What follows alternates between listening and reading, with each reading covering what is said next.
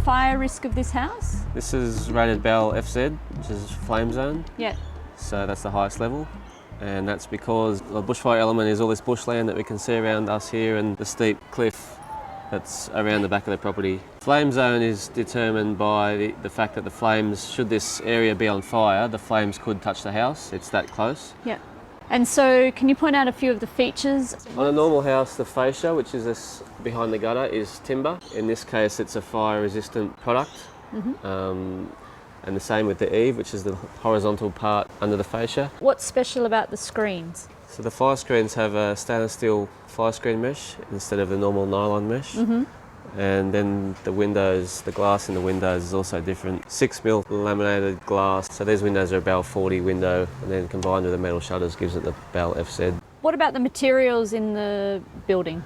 So the wall cladding here is a lightweight product. There's a few alternatives you can use, one being brick walls or masonry. So to use lightweight cladding, we had to use a fire-resistant board behind this cladding, which gives it the fire protection, and then this cladding is aesthetic as well as being non-combustible. So these are fire screens? They are. These metal shutters over the windows. In case of a fire, they can put these down from the inside. They're electrically operated. And this handle here is a manual override, so if the owners aren't home and the fire brigade had to come, they have the ability to wind these down manually themselves to protect the house. Do all architects get the fire requirements? I've found a few architects that do know quite a bit about it.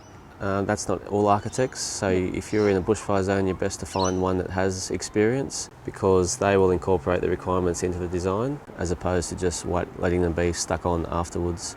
Is there a huge extra cost to build to this fire level?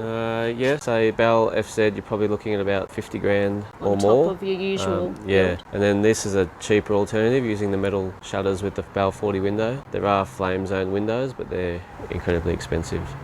So by the way, I love your house. Thank you. You've retained the trees, that doesn't concern you at all? Yeah, no, we love the trees, and that's why we bought the block, because it was right next to the bush. You had the design before you thought about the fire, or?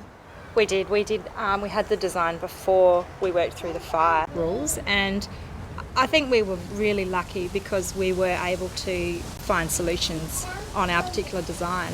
Mark helped us sort of work through all the difficulties and issues that you come across building a house in a flame zone in particular. You know, they're quite difficult, and so having someone there with that knowledge is, well, you just can't do it without that.